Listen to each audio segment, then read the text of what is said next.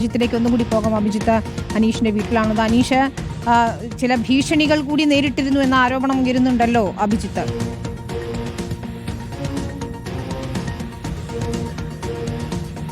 വിനീത, അങ്ങനെയാണ് ബന്ധുവിന് അല്പസമയം മുമ്പ് പ്രതികരിച്ചത്. അതായത് നമുക്കറിയാവുന്നതുപോലെ ഈ BLOമാർ വീടുകളിലേക്ക് പോകുമ്പോൾ അവരുടെ കൂടെ ഈ രാഷ്ട്രീയ പാർട്ടിയിലുള്ളവരെയും ഒപ്പം കൂട്ടാം. അങ്ങനെ ഈ ആൾക്കാരെ ഒപ്പം കൂട്ടിയതുമായി ബന്ധപ്പെട്ട് എതിർചേരിയിൽ നിൽക്കുന്ന രാഷ്ട്രീയ പാർട്ടികൾ അദ്ദേഹത്തെ ഭീഷണിപ്പെടുത്തിയിരുന്നു എന്നാണ് ഇപ്പോൾ ബന്ധുവായ ഷൈജു പറയുന്നത്. അങ്ങനെ ഒരു പ്രയാസം കൂടി അദ്ദേഹത്തിനുണ്ടായിരുന്നുവെന്നും അത് അദ്ദേഹം കുടുംബവുമായി പങ്കുവച്ചിരുന്നുവെന്നും ഈ ബന്ധുവിൻ്റെ പ്രതികരണം വരുന്നുണ്ട്. രണ്ട് തരത്തിലാണ്. അതിലൊന്ന് ഈ ഭീഷണിയുമായി ബന്ധപ്പെട്ട അദ്ദേഹത്തിൻ്റെ മാനസിക പ്രശ്നമാണ്.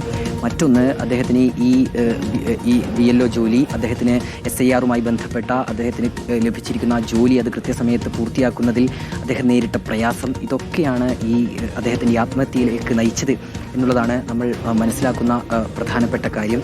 ഇപ്പോൾ ഇവിടെ പ്രദേശവാസികളൊക്കെ ഈ വിവരമറിഞ്ഞ് ഇവിടേക്ക് വരികയും ചെയ്തിട്ടുണ്ട്. ഇതിൽ ഇപ്പോൾ ബന്ധു പറയുന്നൊരു കാര്യം, ചില ഭീഷണിപ്പെടുത്തലൊക്കെ അദ്ദേഹത്തിനുണ്ടായിരുന്നു. അങ്ങനെ എന്തെങ്കിലും വിവരം നമുക്ക് അതൊരിക്കലും അങ്ങനെയൊന്നും ഉണ്ടാവാൻ സാധ്യതയില്ല. അവൻ അനീഷ് ഒരു പാവപ്പെട്ട ഇതാണ്, നല്ല പെരുമാറ്റം, എല്ലാവരും നല്ല പെരുമാറ്റമാണ്. അപ്പം അങ്ങനെയൊന്നും അനീഷിന് ആരും ഭീഷണിപ്പെടുത്താൻ സാധ്യതയില്ല. അങ്ങനെ കാണുന്നില്ല നമ്മൾ. ഇത്തരം കാര്യങ്ങളൊന്നും അനീഷ് നമ്മളുമായിട്ട് നമ്മളിപ്പോൾ തൊട്ടടുത്ത് നിൽക്കുന്ന വീടല്ലേ, നമുക്കൊന്നും അങ്ങനെ ആരോടും പറഞ്ഞിട്ടൊന്നും കിട്ടുക, അങ്ങനെയൊന്നും പറഞ്ഞ് കാണുന്നില്ല.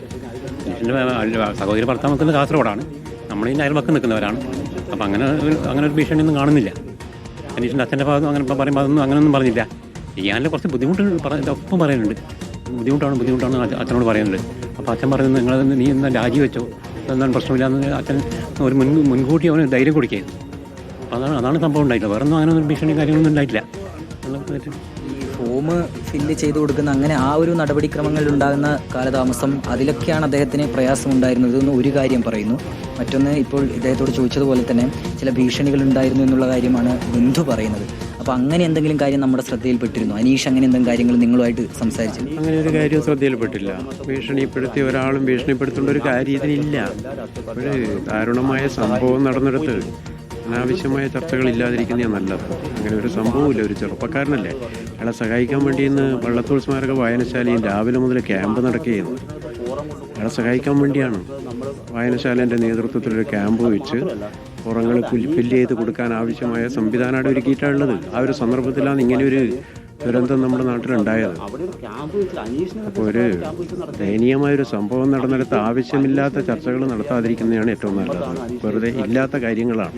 എന്തായാലും അങ്ങനെ ഒരു ഭീഷണിയുമായി ബന്ധപ്പെട്ട ആരോപണങ്ങൾ ഈ പ്രദേശവാസികൾ തള്ളുന്നുണ്ട്. അങ്ങനെയൊന്നും ഉണ്ടായിട്ടില്ല എന്നാണ് ഇപ്പോൾ ഈ നാട്ടുകാരുമായി സംസാരിക്കുമ്പോൾ അവർ പറയുന്നൊരു പ്രതികരണം. അതിൽ നമുക്ക് കൂടുതൽ വ്യക്തത തേടേണ്ടിയിരിക്കുന്നു. ബന്ധു ഇപ്പോൾ ആശുപത്രിയിലേക്ക് പോയിട്ടാണുള്ളത്. അദ്ദേഹമാണ് അതുമായി ബന്ധപ്പെട്ട കാര്യങ്ങൾ നമ്മളോട് വിശദീകരിക്കുകയും ചെയ്തത്.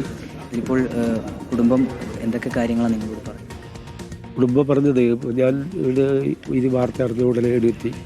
ഞാൻ ടീച്ചറും മാഷുമായിട്ട് നമ്മൾ നല്ല ബന്ധമുള്ളതാണ്. ഇപ്പോൾ ടീച്ചർ എടുക്കാൻ ഞാൻ അച്ഛനും അമ്മയും അധ്യാപകരാണ്, റിട്ടയർ അധ്യാപകരാണ്. അപ്പോൾ നമ്മൾ അടുത്ത് ഇരുന്നു.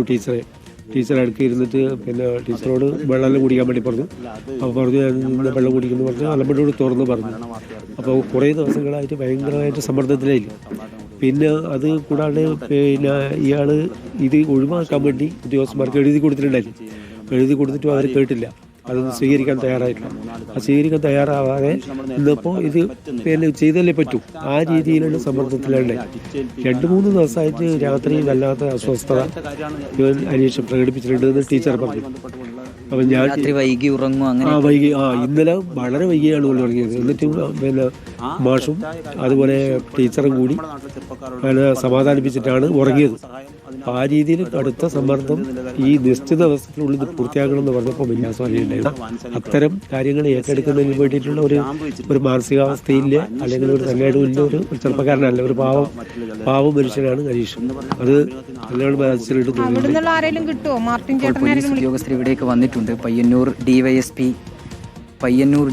ഉൾപ്പെടെയുള്ള പോലീസ് ഉദ്യോഗസ്ഥർ ഈ സംഭവ സ്ഥലത്തേക്ക് എത്തിയിട്ടുണ്ട്. രാവിലെ പെരിങ്ങോം പോലീസ് ഉദ്യോഗസ്ഥർ ഇവിടെ എത്തിയിരുന്നു. അതിനുശേഷമാണ് മൃതദേഹം ആശുപത്രിയിലേക്ക് മാറ്റുകയും ഇപ്പോൾ ഇൻക്വസ്റ്റ് നടപടികൾ പുരോഗമിക്കുകയും ചെയ്യുന്നത്. അല്പസമയം മുൻപാണ് ഇപ്പോൾ പയ്യന്നൂർ ഡിവൈഎസ്പി ഇപ്പോൾ ഈ അനീഷിൻ്റെ വീട്ടിലേക്ക് വന്നിട്ടുള്ളത്. ഇതിൽ നമ്മളിപ്പോൾ ഈ പ്രദേശവാസികൾ പറയുന്നൊരു കാര്യം വിനീത, ആ രീതിയിലുള്ള ഭീഷണിപ്പെടുത്തൽ സംഭവങ്ങളൊന്നും ഉണ്ടായിട്ടില്ല എന്നാണ് പറയുന്നത്. പക്ഷേ അതേസമയം തന്നെ ഈ BLO ജോലിയുമായി ബന്ധപ്പെട്ട് വലിയ സമ്മർദ്ദം, വലിയ പ്രയാസം, ആ രീതിയിലുള്ള പ്രശ്നങ്ങളൊക്കെ അനീഷ് അനുഭവിച്ചിരുന്നു.